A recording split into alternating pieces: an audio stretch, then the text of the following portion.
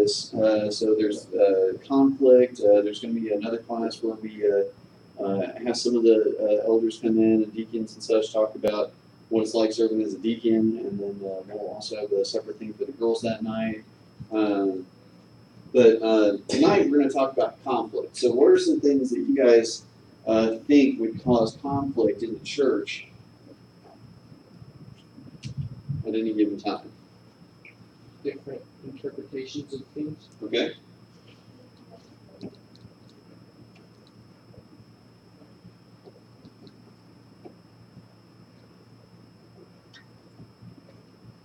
Okay. Different interpretations / misunderstandings.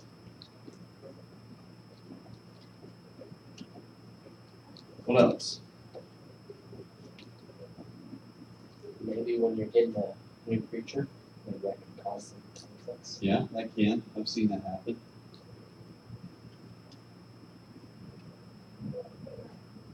We can even just say new staff in general. Really. That can. So, yeah.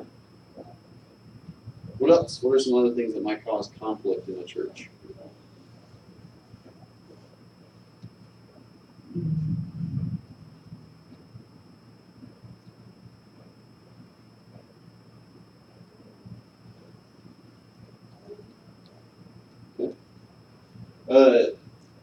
So some things that I've seen cause conflicts in church, there can be gossip. That's a big one that can cause a lot of conflict really quickly in the church. Hurt feelings. So let's say Jim comes up to me and says, I didn't like that class that you did the other day. I'm not saying he would, but let's say he was to say something like that, and then all of a sudden, I instead of addressing it with Jim directly, I just sit there and let it linger, and then I start talking to other people. He said that about me, that kind of stuff. And so hurt feelings can sometimes lead to conflict in the church. Another thing that can do it is, as Weston pointed out, misunderstandings.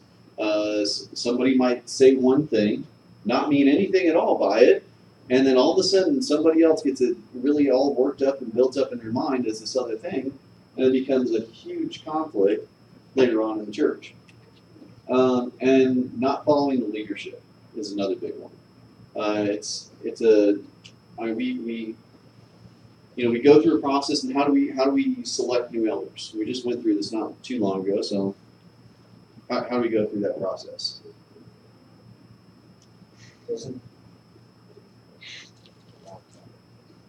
Okay. Like nominate, Mm-hmm. kind of. Yeah. Say who you think should be on. Yeah, and that's typically the way that most churches do it, is that you kind of open it up for nomination, and then as long as people meet the criteria for elders that Paul sets out, then their names can go forward, and then the current elders will kind of go through the process of praying over it and such. But really, we have to remember always that the leadership of the church is put there not just because we voted somebody in or because the elder said, yeah, I like this guy or this guy. It's a process that the Spirit is leading and saying, that where God's own Spirit is saying, these are the men that I've selected to lead and shepherd, to watch over and care for this church. And so when we have people that just specifically say, I don't care, I don't want to listen to that, that's a problem. And it's not just going against those people, it's people that are going directly against God's judgment. And so that can be a huge cause of conflict in the church. And so wanted to talk about how we handle that conflict tonight. So one thing that we can talk about is how we handle conflict within like other members, because you guys probably don't have to really deal with this too much right now. I mean, we're in a fairly small group, but as you guys get older, you're going to get into a situation where you might find that you've got an issue with somebody else in the church. And so how do you deal with that? And I think one of the first things that we need to remember is that we need to remember to be peacemakers. Okay? And I want to emphasize again, I think I've said this before, that Jesus says to be peacemakers. He doesn't sit there and say, wait for something to happen and just hope for peace. He says to be peacemakers. And so you're supposed to actively go out and make sure that things are going okay. Further on in Matthew chapter 5 there, right after the Beatitudes, Jesus kind of starts going a little bit deeper into those. And he says, if there's a,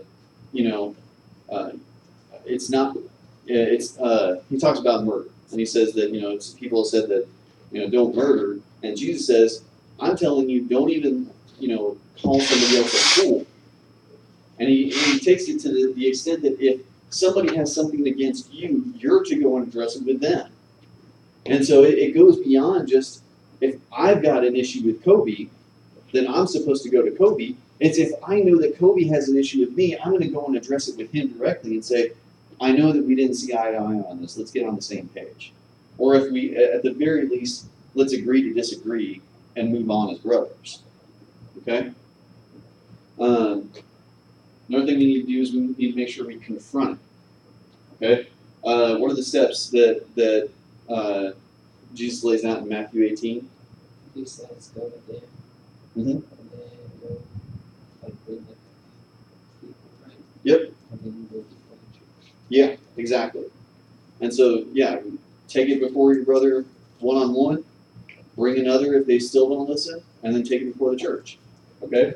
In 1 Corinthians 5, Paul has to specifically address the Corinthian church because there's a guy there that is sleeping with his mom or stepmom or something like that, and the church has been like, okay. And Paul is telling them, no, that's not okay. That is completely wrong. You need to deal with it, and you need to get that guy out of there.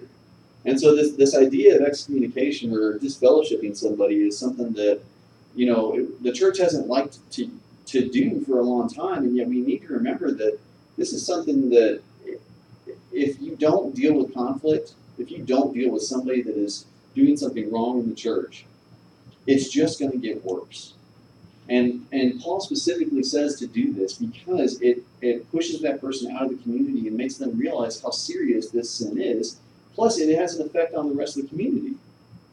If I know that Weston is going out there and doing drugs or cheating people, and I address Weston, and then I start, bringing other people involved, and as a church family, we come to Weston and say, you have this sin in your life. It's very public. It's we all know about this.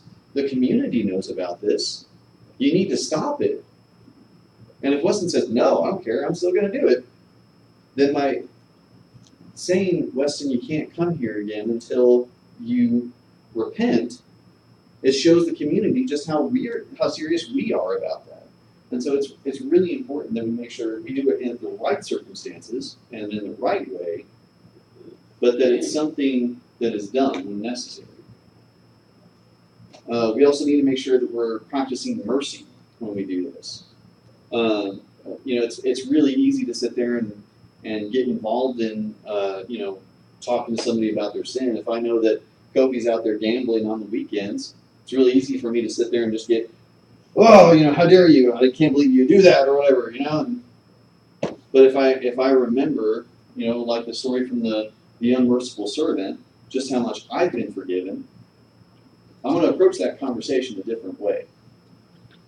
I'm not going to just sit there and harass Kobe about this sin that he has. I'm going to remember that Jesus has rescued me from my own stuff, and so I still need to address it, but I need to address it in a way that shows love. And that's something John talks about in his letter. He says that if you hate your brother or sister in Christ, you can't really love God. Because if I hate Kobe for whatever reason, I can see Kobe, and if I can't see God, then there's no way I can love God if I can't love Kobe. And so it's this matter of we have to remember to address it in mercy and love. We also need to understand that conflict specifically goes against unity. Okay? And Jesus, before he goes to the cross, specifically prays, Father, let them be one as you and I are one. Okay, he doesn't say, let them be one because it's a good idea. He says, let them be one because you and I are one. He's taking it directly back to the nature of God himself. And Paul has to address this a couple different times because in Philippians, he specifically says, Yodia, I think that's how you say your name, and Syntyche or something like that. You know, he's calling on the church in Philippi and saying, please, get these two to work it out. They're fighting, they're bickering, they need to stop. And then in Titus, he specifically tells Titus that if you see somebody that's being divisive, address it. Address it twice, and then don't deal with it. You can't put up with it. And so he takes division very seriously. Jim, do you have any thoughts or examples on any of those circumstances that you can think of or draw on? Or Where do we start? I mean, wherever you want to, really. Well, there's some passages, if you guys got Bibles, you look at them and start with some of them. You guys need Bible? I don't know about the phones. Yes. Okay, so we start with 1 Corinthians 10, 23 and 24. 1 Corinthians.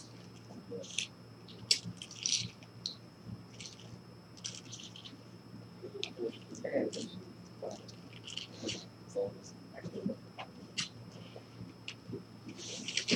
1 Corinthians Maybe you 10. want to look up one too? Yes, sir. 1 Corinthians 13:5. Jacob, 1 Peter 3, 8 through 11. That's in Philippians 2:4. Tristan, well, we've already read that one. Matthew 5:9. Let's go to Romans 12:18 and Romans 14:19. Let's start first. You said 1 Corinthians what? 13:5 is yours. 55? Well, I've chosen these scriptures because they tell us about how we are to act. And when we act right, a lot of times these issues don't come up. That's true. Toby, you got yours? Almost. What was yours again, Cody? 1 Corinthians 10, 10:24. 10 and 24.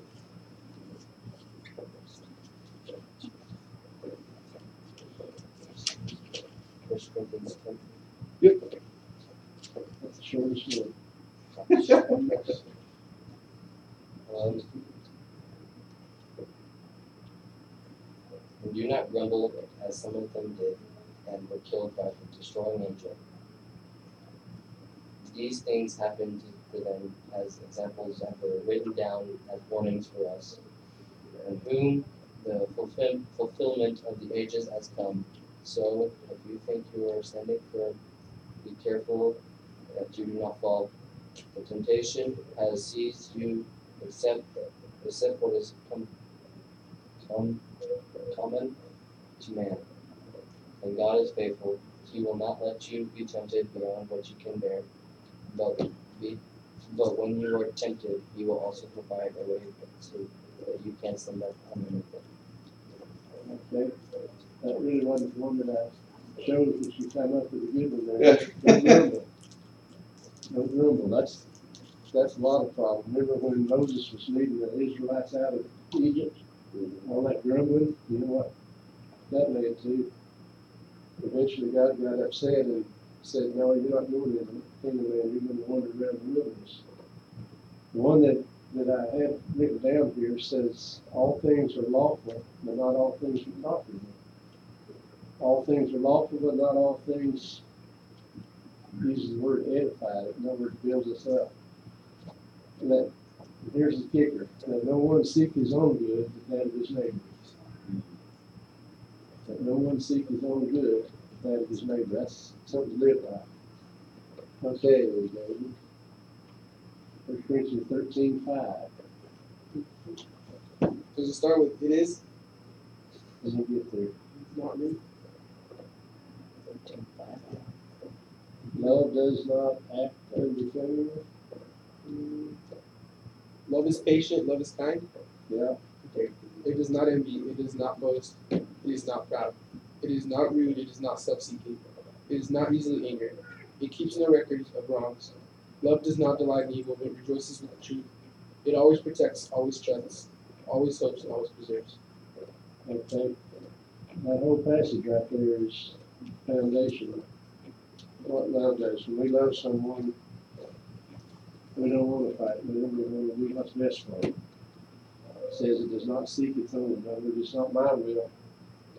It's what I think you need, what I think you want. Okay, next is 1 Peter 3:8-11. Finally, all of you, be like-minded, be sympathetic, love one another, be compassionate and humble. Do not repay evil with evil or insult with insult. On the contrary, repay evil with blessing, because to this you were called, so that you may inherit a blessing. For whoever would love life and see good days must keep their tongue from evil and their lips from deceitful speech. They must turn from evil and do good. They must seek peace and pursue it. Okay, a lot of good stuff there. Sympathetic, harmonious, kind-hearted, humble. Seek peace and pursue it. I like too how he talked about repay evil with blessing. Right. Because what do we say the three parts of the promise to Abraham were? Land, the descendants in the land. Yeah, blessing, land, and descendants, right? And so, I mean, God specifically is consistently throughout history asking his people to be a blessing to the world around them. And, you know, if Kobe smacks me and I smack him back, that's not exactly returning a blessing, is it? And so, he says to repay evil with blessing. Huh? What was that passage again? 1 Peter 3:8. 3:8. All right. Okay, Philippians 2 verse 4. Each of you should look not only to your own interests, but also to the interests of others. Okay, what do you think that means? Don't be selfish. Don't be selfish. Yeah. He's not saying to be a busybody and, you know, trying to run everybody's life. It just means somebody needs something, take care of it. Okay, that's probably a good way to sum it up. Well, they kind of get into that with the I don't remember where it is, but they talk about how there's widows in the church that don't have anything to do, and Paul tells them don't be idle because all you're going to do is bicker and fight amongst each other. You get busy serving. And that's in Titus. Yeah. Okay, Romans 12:18.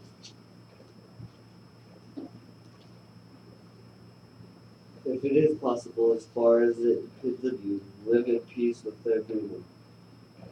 Okay. If it's all possible, as far as it depends on you, live at peace. That means there's going to be times that peace is not going to happen. They're not because you created problems. Because you're the one that's trying to solve them, but sometimes you're going to have to confront difficulties. And the last one, 14:19. Romans 14:19. Let us therefore make every effort to do what leads to peace and to equal edification. Okay? Building up of one another is edification. That's one of those big words. So we pursue things that make for peace and the building up of one another. We've already talked about peace. And this it says, and do what? Build up other people. I've got a couple others in there, but that's far enough for now. I think you kind of got the idea that we're responsible in a lot of ways for not being the source of conflict. I remember, well, there's a lot of times that whenever you're involved in a conflict between two people, maybe you're trying to mediate to get two people back to speaking again. Best thing I found is to listen. Listen to both sides without taking sides. And you can do that. If you criticize, you're gonna make them clam up, they're not gonna talk to you. But just listen, a lot of times all they need to do is air out their gripes, and it's over with. And that's important if you can just listen. And sometimes if somebody's mad at you, just listen to them and without responding, without answering back, listen to what their complaint is. Sometimes they're absolutely right. I've had that happen to me several times, a lot of times. Somebody comes to me and with a complaint and I messed up. And if I'd got defensive and got mad because they were jumping my case about it, well, we was having an enemy. My brother and I, we go at it a lot of times. We have differences. And we get out there and we talk it over and we listen to each other, and when we leave, we're brothers. We're still brothers. And believe it or not, Joe and I, we have lots of conflict. We used to have a whole lot. We don't have too many anymore because I think we got most of them out of the way. We've had some really serious ones. Another thing that I found is really good when you're with the work in some cases. I remember one time I was working with a committee, and there were two members on that committee that couldn't get along. They hated each other, it seemed like. There was nothing that one could say and the other one would just jump all over them about it. It's good to agree. Well, I was the chairman of that committee, so I discovered that both of those guys like to fool with computers. And so we had a new data system we was trying to set up, and so I put both of those guys in figuring out how to set up that data system. And they had to work together.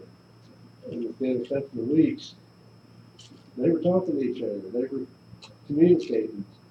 They actually acted like they didn't mind being around each other. So they found you find a common interest instead of pursuing that together. And lo and behold, two enemies are not enemies anymore. And it sure made it a whole lot easier for that committee to do what it's supposed to do. And then there's always problems that happens in the church. I guess all of these do, but you have a member gets upset with another member for something that, well, like you mentioned up there, misunderstandings. And I hate to mention this, we had an instance one time where we had some neighbors, two members of neighbors. One was an elderly couple, and the other was a family that had some young children, and boys and girls. And they lived on the same block, just a few houses down. And one time, one of the kids was going down the street and saw the man apparently groping himself. And it just made a mess. I mean, they thought that guy was doing it in front of the kids just to embarrass him or something. And so they brought it to the elders, the family did. And after we got to visit with him, we found out that the man was nearly dying. He was dying of prostate cancer. And he was in pain. And it wasn't because he was trying to embarrass someone. It was, he didn't know anybody was out there. He was just doubling over his hurt stuff. And see, whenever you found out the reason for the conflict, and then, oh, I'm sorry, I didn't mean to accuse you like that. It makes a difference, you know, even if something really looks weird. And that did, believe me. But it worked out good. And it was just one of those things. You get some strange things happen. You may be called on to counsel in marriage. Marriage difficulties are real common. And there again, the best thing you can do is to listen to each side. Sometimes you have to do it separately. They won't say what they want to in front of the other. But whenever you've heard both sides of the story without interfering, without judging, then you can go back and say to her, did you know this is the way your husband feels? Or do you know this is the way your wife feels? And you can resolve differences, but you gotta watch for them. A lot of times, marriage problems, they keep them hidden so well that you don't know there's a problem until the marriage is on the rocks. You know, marriage is a commitment. It's a commitment for life, it's a covenant. And it's really important. And it's critical for a lot of reasons. It's hard whenever mom and dad don't get along. And I know that many of you have been through that, and that's what it's about. It's difficult, and sometimes it goes beyond what you can actually reveal. Division. One person believes this, another person believes that. You know how to fix that? That is easy. You get them in a room just like this, and you get the book, open the book out, and you start studying it.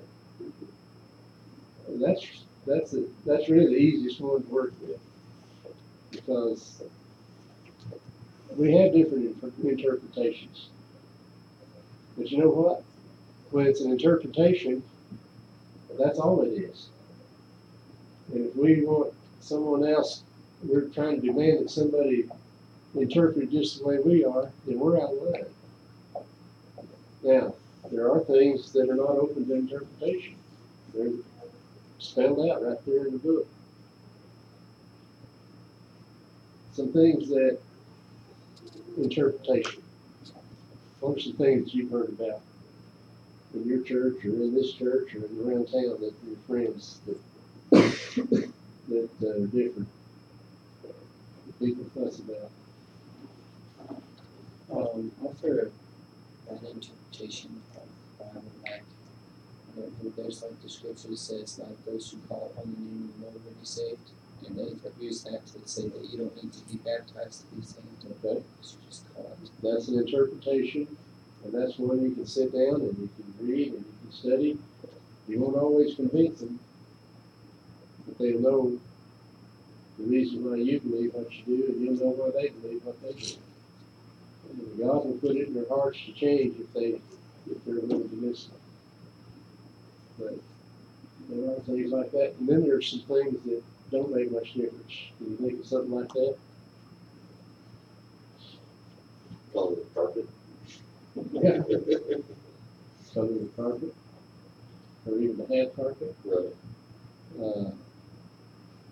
I'll tell you one that divided the church a long time ago. It was a steeple on top of the building.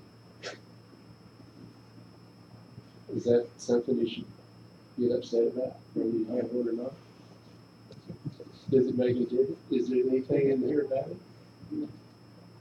I mean, I can tell you where it came from. It's something that came from the Egyptians way back there in Pharaoh's time when they worshiped the sun god. They built these steeples up there to reach up to the sun. And Christianity's brought that into existence. I don't mean it's right or wrong. We know it's not reaching up to the God of the sun. It's just a mark that says, well, there's a church building down here somewhere. We were driving through New England a couple of years ago, and you know, you may have been to some of these places where there's nothing but trees. Yeah, I find a church. See that little white thing sticking up. There'll be a church. Makes it easy. But see, that's some things that people get out of shape on. Another one is right here. We take the Lord's Supper every Sunday. Some people do it once a year. Some people do it 5 or 6 times a week. How many times did Jesus say to do it? Say it's like as often as you do it. As often as you do it. You didn't spell it out, did you? You really didn't. You see, people disagree over that. In fact, if you were to probably want to have a communion here tonight on Wednesday night, there'd be a lot of people in our church right here that would have a fit. And that's not the way we've always done it. But that doesn't mean it's right or wrong. There's a lot of different things. The thing that you got to do is listen. Pay attention. Seek the other person's highest good. And that's personal. That's between you and the person when you have a problem. seek that other person's highest good. Who's right or who's wrong doesn't matter. What matters is, do you love that person enough to let it go? My wife and I, when we first married, she's one of these that squeezes the toothpaste right in the middle. And I was one that you roll it up and squeeze from the bottom and you keep it real neat and tidy. Is that something to argue about? I didn't think so. I tried it her way and I liked it. So now I squeeze it however it fits. Hey, I've had plenty of those kind of arguments. Yeah, my mom always made us do it the other way, and her mama didn't care, and now I don't care. Didn't take long for me to learn. We didn't even argue about that. What's some other things that you've heard arguments about? Disagreements. How do you deal with someone who is living in sin, and you need to confront them about it? That's the hard ones. One time we found out about a young person who was dealing drugs. We went to church with. He was underage. He was 16, 17, I don't know. So we talked to his mom and dad. And it was hard, but it needed to be done. So maybe he could straighten out his life. And we did talk to him too, but since he was so much younger, we didn't have any authority really over him. His parents did. Or sometimes you gotta confront sin. When it's in the church especially. We know there's sin outside in the world. And when you look in 1 Corinthians 8, he mentions a whole list of sinful things. All kinds of everything bad you can think of, all listed. And you know what it says at the bottom?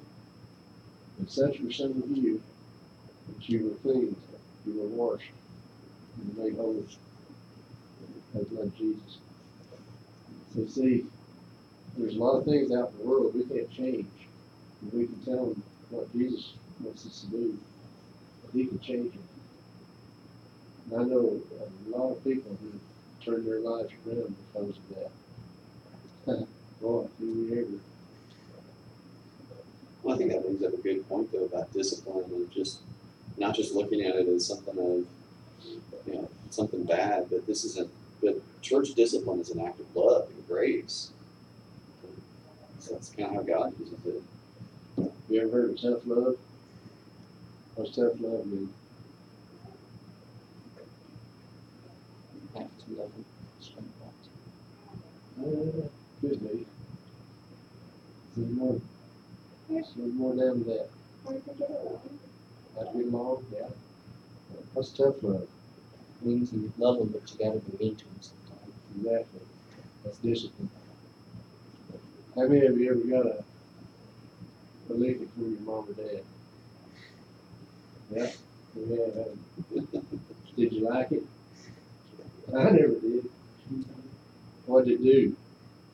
It corrected you, didn't it? It corrected you. I remember one time, I don't even know what the deal was, but I told a lie to my mama, and she found out about it. And, I got a licking, and you know what? Lying to my mama didn't work anymore. I'm not going to do that anymore. See, sometimes love means we got to do what's best for somebody and not what they want you to do. That's called discipline. You know what the word discipline means? It doesn't mean whipping on somebody. It means helping them to walk the straight line. Helping them to walk toward the right goal. That's what discipline is. And sometimes we think of it as getting in trouble or like being punished for something. That's the extreme form of it. When I tell Javen, I said, Javen, you need to pick up after yourself so your mom don't have to. I I never told him that. His mom would take care of that. See, that's something that happened getting all good with his mom. Now, if he don't do it, she comes down on him and you're not gonna eat breakfast until your room's cleaned up, then you got a little tough love down there. I got to tell a story on Seth. Since he's not here. He's not here, Seth. Seth's not here. And I don't know if he'll remember it or not. He and I went into Eastern Equipment one day and picked up something, and Dawn always, or no, it wasn't Dawn, it was Dawn. Anyway, the guy that owned it, every time little kids come in, he'd give them a piece of gum or a piece of candy or something. Seth was probably 83, I don't know, he's pretty little. And he came in there and we got our stuff and Quentin, that's who it was. Quentin handed him a piece of candy and he took it and I said, Seth, you tell him thank you? Or tell him thank you. He just wouldn't do it, he wouldn't do it. He said, Seth, you want to tell him thank you, I'll have to give it back. He just gave it back, he wasn't going to tell him thank you. He'd rather take the things. But you know what? The next time I went in there, he said thank you all by himself. He didn't have to be told, even though he was a little guy. I don't know how old he was. That's something he needed to do. So how you deal with conflict? What's number one? Listen. Listen. What's number two?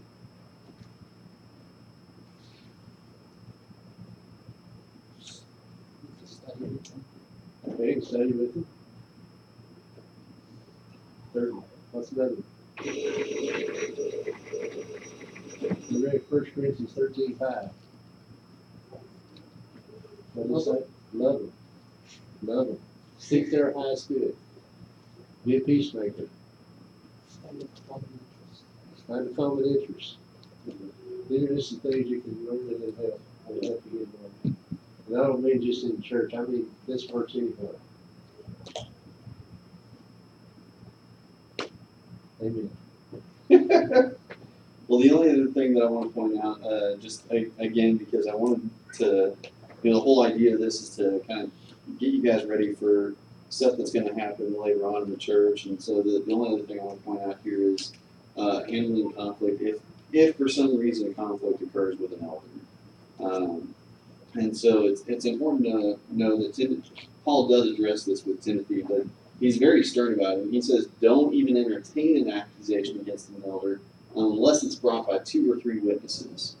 And so, I mean, if somebody just comes up to you and starts gossiping, gossip is gossip, don't listen. If they start trying to gossip to you, you immediately stop it and say, this is gossip, I don't want to hear it. If you've got a problem with the person, you need to address it with them individually. But he says, but those elders who are sinning, you are to reprove before everyone, so that the others may take warning. I charge you in the sight of God and Christ Jesus and the elect angels to keep these instructions without partiality and to do nothing out of favoritism.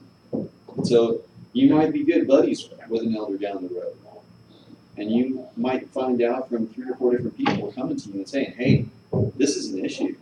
And, doesn't matter if he's your buddy. If you find out that elder is doing something that's not right, that goes against the will of God, you got to address it. You got to stop. It's a matter of protecting the holy nature of God's church. And so I really appreciate Jim's perspective of bringing it back to don't be the source of conflict and listen to people and so forth, and making sure that we, on our own, we're doing the right thing, we're living the right way. And so I think, going into a situation like that, if you go into it and you address it, you listen, and you kind of go through that process, you might find out that it's nothing at all once again. But again, it's just a matter of being careful. So, biggest thing I want you guys to take away tonight is conflict is Satan's attempt to break up God's people, and don't let him get a foothold. Deal with it in love and mercy, but swiftly and just. Don't let it sit around. Yeah. One more thing you got to put in there. Yeah. Forgive. Yeah. Yeah. Somebody hurt you, you gotta forgive, whether they ask you to or not, you gotta forgive. Mm-hmm. Forgiving, that's the only way you can survive. If you don't forgive, it'll lead on until you get ulcer and you die. And God won't forgive you if you don't forgive somebody else. Yeah, that's the one that always scares me. The unmerciful servant parable. Yeah. Oh man. So, okay. All right. So Sunday night we're gonna keep up with our series on struggles. We're actually going to be talking about addictions and such. And so it's just going to be kind of a conversation on like signs to look for, or if you ever find yourself in a situation where you're addicted to something. These are the steps to take. To kind of go through that. So. Saturday, we're going to the lake. Let's see here. Javen, you guys are already going there, right? Yeah. Okay. That goes for you too. David, you said you won't be able to. You got work. Weston? We're going to my cousin's wedding. Cool. Awesome. Are you going to be there Sunday then, or for the softball game? No. Okay. Tristan, you already signed up. Caitlin, are you going to be able to join us? Okay. Say what? I might have a game. Okay. Yeah, we're just trying to get final numbers, so if you can talk to your dad and just let us know as soon as we can. You gotta bring his boat. And then, so we got the church stop. If you are going, make sure you bring dinner for money for dinner at Subway when we get done. And then on Sunday night,